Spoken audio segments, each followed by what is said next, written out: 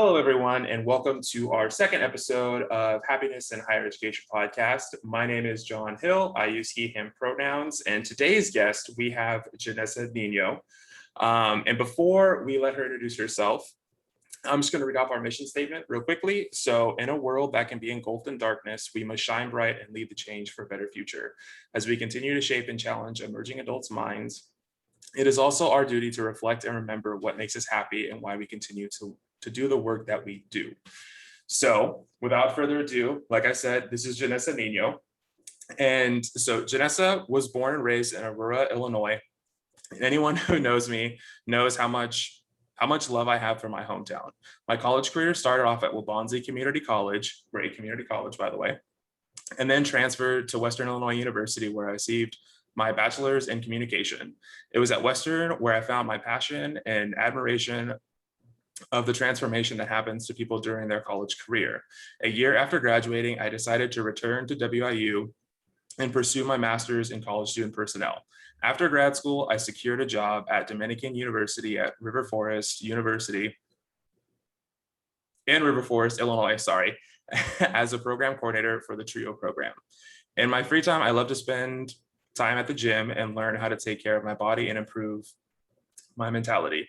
I am really close to my family and friends and love to create memories with them. I also love watching basketball and learning about new things. So, Jenissa, would you like to elaborate on that? Yeah. Hi, everyone. Like John said, my name is Jenissa Niño. I use she, her, hers pronouns, and I'm really excited to be here today. Um, like John mentioned, I received my um, uh, master's in college student personnel from Western Illinois University. So that is how I know John. And I am currently working at Dominican University as the TRIO program coordinator. And I absolutely love higher ed and love working with college students. I think it's amazing that I get to work with a group of people who are where they want to be, right? They chose to be for the most part, students choose to be in college and are there because they want to. So I love it. And I am someone who loves to learn. So I love to learn about new things, or I love learning about things that I might already have some knowledge. I like learning about those things more in depth. So yeah, I think higher ed is where I am meant to be. And like I said before, I'm just super excited to be here. So thank you for the invitation, John. Yeah, no problem. And thank you for that, Jenissa. Um, so before we get started, like Jenissa had said, is that yes, we met in grad school and almost had a few opportunities to collaborate on some programming, but unfortunately, due to COVID-19, they kind of were put on halt and put on hold, and we weren't able to get those programs off the ground. But you never know. Yeah. Potentially down the line, we could totally collab and work on some programming. So, but without further ado, we are going to get right into the questions. So the first question that I have for you is, what was the reason you started to pursue a career in higher education? I know that you had mentioned it a little bit in your bio, but if you want to elaborate on that. Yeah. So for me, like I mentioned, I did start my college career in a community college, and this community college was in my hometown. I was in my comfort zone, so I was at home around my family, around my friends, and I was just going to college. Well, not just going to college. I was in college, but I would come home, do my homework, and there wasn't really I was learning a lot, but I wasn't very involved with the institution as much as now that I look back, I really wish I would have kind of explored more of it. But then I went to Western Illinois University, which is about 3.5 hours away from home. And this was a huge cultural shock for me. This was in a town that was nothing like my hometown, with people who were nothing like my family, nothing like my friends.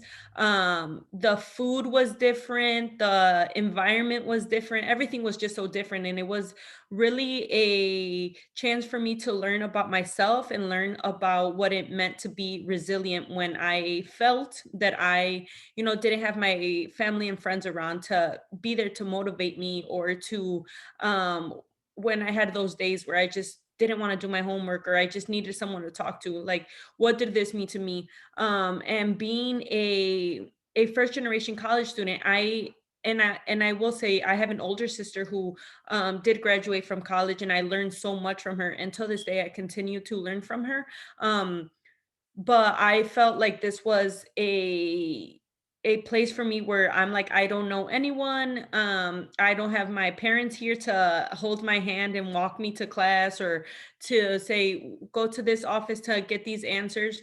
It was just something completely new. And it wasn't until I joined a Latina oriented sorority, Gamma Phi Omega, where I learned about mentorship. So, about a year into the relationship, into well, yeah, into the relationship with my sorority, I became a mentor to these young college student women. I had already graduated from Western, and I was a chapter mentor, and I was really working closely with these women to figure out college, right? So working with the Office of Student Activities to make sure that all their forms were being turned in, and doing things like that. So I was really, you can say, working with college students, but in a different way, where I was already working full time after graduating college.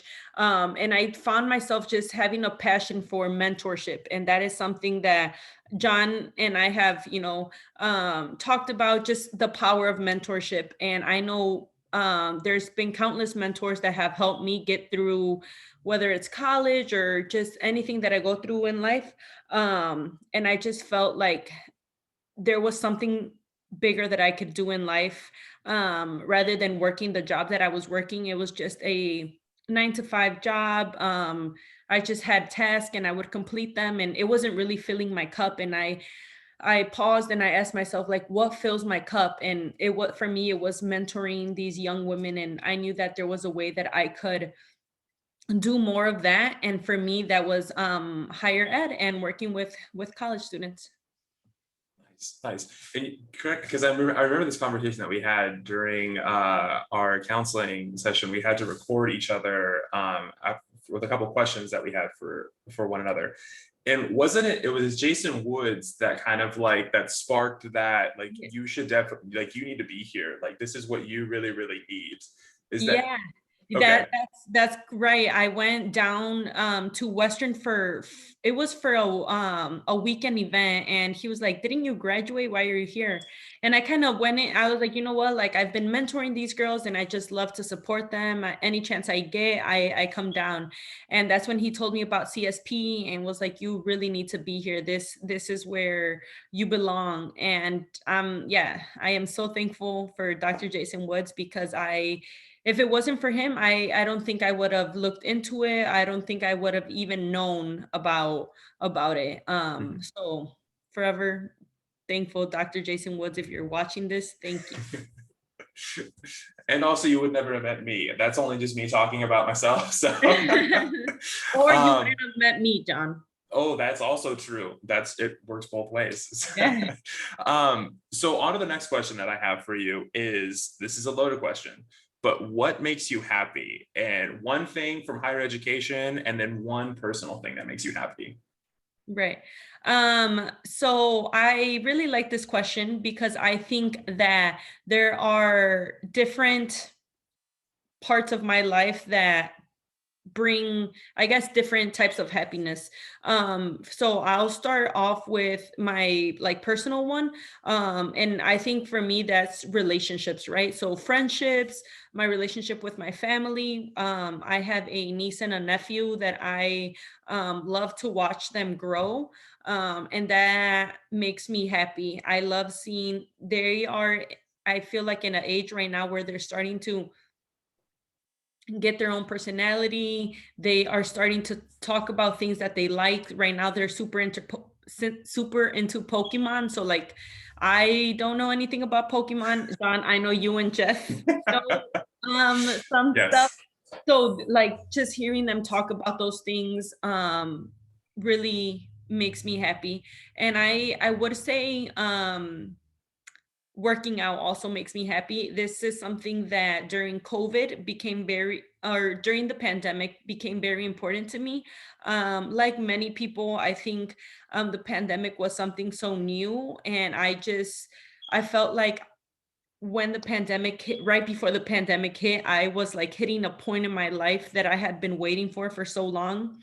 So graduating college, moving back home, finding a job, like I was so close to getting to that point in my life that when the pandemic kind of like took it all away, I had to like adjust quickly. So to me that meant finding something that was going to help me stay sane. And I started working out with my older sister, and it became something that made me happy, and it made me feel like I was doing something. The job search for me was a little bit longer and a little bit more, I think it made me very emotional. And I think that's normal, right? Especially there was a global pandemic, there's something new, and working out really helped me stay sane. So that is something that till this day brings me happiness, and it helps me also connect with friends, which also makes me happy. And then the other thing is from higher ed, correct? Yes. Yes. So I think higher ed is something that just in general makes me happy. Many times people, when you hear about someone being in college or someone being in a higher ed institution, I think it's very like, oh, congrats, good job, because it's a big deal. And I applaud all college students, whether you're at the beginning of your journey or towards the end. College is something hard, and you need a lot of support. So I think what makes me happy in higher ed is the mentoring part of it. Like I mentioned, relationships, building relationships is something super important to me. And I believe that like in higher ed, it's super important, right? To have that one person to that you can go to their office and say, hey, Janessa, like, I just had this class and my professor said this that's kind of like in my mind, and I don't know if I'm overthinking it or overreacting or underreacting. Can you help me process it? That's something that makes me happy, and something that I am happy to know that my students, or that students can come to my door or my office, or come to my door into my In office. your office. Yes.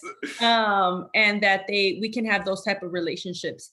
I also, another thing that just makes me very happy about higher ed is the continuous relationships that happen at institutions, right? So for example, I am from Illinois, have always been in Illinois, but I know that when I meet a student from Oregon, I always think of Jeff. I'm like, oh, I know someone that went to school or is from Oregon, but now he lives in Wyoming. Wyoming. Yeah. So I just love the professional relationships I make, and even the mentors that I have made. So actually, I was at Dominican University a year before I started working there full time. I was an intern there, and the relationships that I made there were just great. And I always said, like, I'll be back here. I'll be back to work here one day. I don't know when it's going to happen, but I'll make sure it happens, just because of the relationship that I created with the students, with the institution itself. So I would say, for me, the happiness that happens, or that comes to me from higher ed is definitely the mentorship and the building relationships. So like the connection pieces in both, like in your personal and like in higher ed, and then also the gym. And I mean, I just want to say that like the progression that you had from when we were in grad school, and I remember you would walk into class and be like, I don't want to do it today. Like, you know, I don't want to go to the gym, or like I went to the gym, I'm exhausted. And just seeing the progress that you've had is just, it's just amazing. And I just want to give you props for that. It's just really, I'm proud of you. You know, if no one, if just wanted to tell you that I'm proud of Thank you for you. that. Thank you, Jill. So, um, but yeah, so then on to the next question. So what keeps you resilient in the face of some of the challenges you've faced? So like with like budget cuts, stress of the pandemic, etc., anything that's happened. I know you had mentioned the job search can be really stressful and can take a lot longer than, you know, you don't just apply to one position, get that job, you know, it could take a little bit longer. So Yeah. I think that that's something that is very hard. And I remember watching Jeff's episode, and he was like, "Oh, I don't want to like sit here and be like I'm resilient," because it just sounds weird to say, but I truly think that as humans we don't give ourselves enough credit for the things that we go through.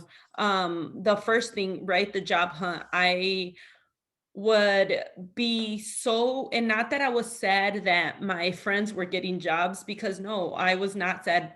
I was completely proud and happy because we were a cohort. I saw us go through things, turn in assignments, work hard on assignments, sometimes maybe receive feedback that did not make us happy. Like we were there together getting mhm. doing everything. So of course I was happy for people.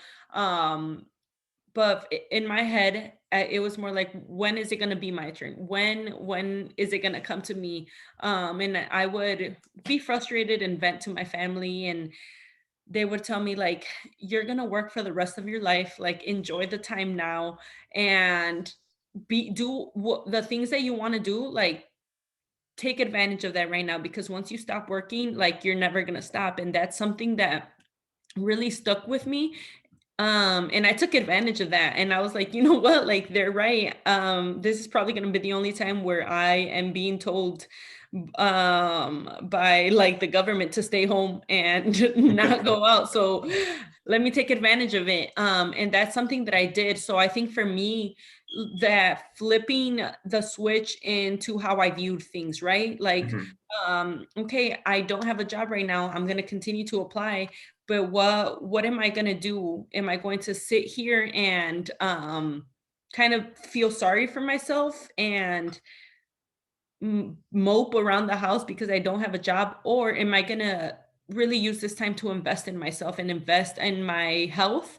And that's where like working out and learning about how to be healthier really helped me. So I would say that during the job hunt is what kept me resilient. Um, but I will say like budget cuts, maybe downsizing in positions in departments. I think it's really hard when you hear like that your supervisor is not coming back, or that your supervisor is getting bumped, or maybe that your position is just getting swept out. I think that those are things that are very hard, but I think it's also really important to, and I don't want to use the word question administration, because I believe in trusting administration. But when Mhm. you trust something, or when you trust the system, I think it is okay to ask questions like, why is this happening? Are we doing this for the best interest of students? Are we doing this for the best interest of the institution, or where we want to see the institution in 5 or 10 years? I think those things are important. And using stories, I think storytelling is super powerful. Sometimes I hear about, or I hear stories from students that they, like what they're going through because of COVID or just because of life.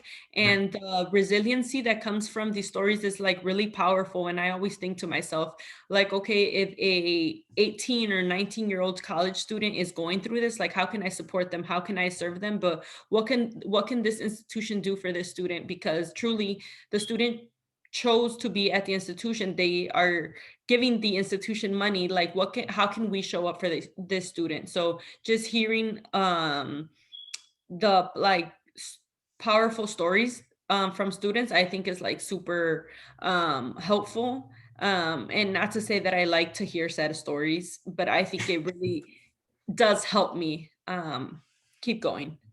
Well, I think that you had mentioned that it's like you don't like hearing the sad stories, but I think that there's always that piece of that, like a student will tell you a story or something that's happened to them, and then they're standing in front of you or they're sitting in front of you, and it kind of gives you that they went through this experience and it shaped them in whatever way that they perceive that to be, and that they're still here, they're still in college, they're still trying to do their best. Because I think that that's at the end of the day, like really resilience for me is like the bouncing back through whatever struggle that was handed to you or that you went through, but then still showing up and still saying I'm here. And it might not be the best story to hear, Mhm. but at least you have that moment of you went through this and you're here, and like it kind of gives you that like you can still do it. So like resiliency kind of like goes in like a circle. I don't know if that really makes a whole lot of Yeah, sense, it does. but but thank you for sharing. So what are some of the ways that you've practiced self-care to stay on your A game? Okay. I think for me, listening to myself, I think that we are so caught up in like this like self-care. I feel like recently like self-care has been like do a face mask and watch Netflix as self-care. And I think for me, like I don't like doing that stuff. Like I don't get me wrong, I love watching Netflix, but on my own time. And I like face mask, like, okay, I'll do a face mask because hygiene and stuff. But like what does self-care mean to me? Like does self-care like to me mean rolling up in a blanket and like laying in bed for 2 3 hours? Like do I, if I need that, that's what I'm gonna do. So like really listening to myself and really saying like, okay, what is my body what is my body telling me that I need? So like listening to myself. So what I like to do, I like to this is really kind of something that I've really have been doing a lot since the pandemic started. I love watching YouTube videos, and I follow these vloggers, and I like am subscribed to them. I buy their merch, and I comment on their videos. Like it's just something that I like. I like learning about what they like record, what they vlog, and it's something that makes me happy. And I love talking to my family about it. I love talking to my friends about it. And they think it's a little bit weird, but it's something that I truly enjoy, and I truly see like I feel my face light up when I talk about it. And it's something that I've been able to like connect with my students about. Um, I'm actually like going to Houston Memorial Day weekend to like visit a store of one of the vloggers, and I'm hoping I get to meet him or something. Um so that's something that like for me, just taking care of myself, because I know it brings me happiness. And when I show up happy to work, I know is when I am truly serving students and truly fulfilling my position to the best, eh, like the best that I can, because I am being happy. So just like really listening to myself, like, okay, what do I need right now? What can I take from life right now that would help me be happy? And just like removing myself from situations and things and people if I feel like something is not serving me a purpose anymore, or it's not bringing me happiness anymore. Just like removing myself. And I think that's something that's so hard to do, and something that um like the learning never stops there, but it's something really important. Nice, nice. And it's honestly amazing to like see you how you were talking about the bloggers and things like that. Like it makes you excited. And like when you talk to your family or friends or students about it, and I could see that you were getting excited about just talking about that. So it's like real time, and it's something that would you say that like fills your cup up, like watching those It videos and definitely things like that? It definitely fills my cup up, to the point where, like, I'll be watching it in, like, our family room TV, and, like, my mom, like, will make comments, and she's like, "Oh, that's him," or "That's his brother," and I'm like, "Oh, so you like, my family's learning about it." So it really does make me fills my cup. Nice, nice. And the last question that I have for you is, what is one piece of advice you live by in your practice? That's that's a really good one. But I think for me, being a new professional is something that is, and I don't know if you can relate, but to me, being a new professional is scary, especially in a time where we come from a time where we were in grad school during a time where like higher ed was really rough. I think the institution that I came from was really, or that we came from was needed some love during the time that we were there. And I think the biggest piece of advice is that when I'm at work, um, give it my all, but as soon as that I leave, I think it, for me personally, it is very important that I leave my work at work, um and my personal life with my personal life, because once, if I ever get stressed or if I ever am frustrated at work, I would not want to bring that to my personal life, because it would start affecting me, and I wouldn't be taking care of myself. But if I do receive like if I have an achievement, or if I am being recognized for something, to really highlight those things, because I work hard, we work hard, and sometimes student affairs professionals can get overlooked, so really owning that and really being proud of the work. But I think the biggest piece of advice is learning your boundaries, right? So learning when to leave things where they're supposed to be, but that doesn't mean that I won't go that extra mile. I'll always go that extra mile, but knowing when to stop in order to take care of myself. Yeah, no, and I agree 1000%. And I think that going to grad school, I think that the advice that I would give to someone would be to like really sit down and like not necessarily think through going to grad school, but just think about it's all going to entail. Mhm. Because I think that when we were at Western specifically, I think I didn't have I didn't have I didn't have boundaries. I would do things, because it's like it's class work and our cohort all the time. All the time. Good pros, cons, they're everywhere. They're literally everywhere. But I think that coming out of that, like you had said specifically, I think coming out of that environment, I think it created that for us. I think that we were able to, because I know that you had said this, but like I created boundaries really easily. Now I can create boundaries easily now. It's a little bit more, sometimes it's challenging because I'm like, I really want to do this. Like you had said, like going that extra mile. But sometimes I'm just like, when I leave for work, I'm like, what am I going to do tonight? And like, what am I going to do to get ready for tomorrow and be the best that I can tomorrow? Whereas like in grad school, there was like no differential No. anywhere.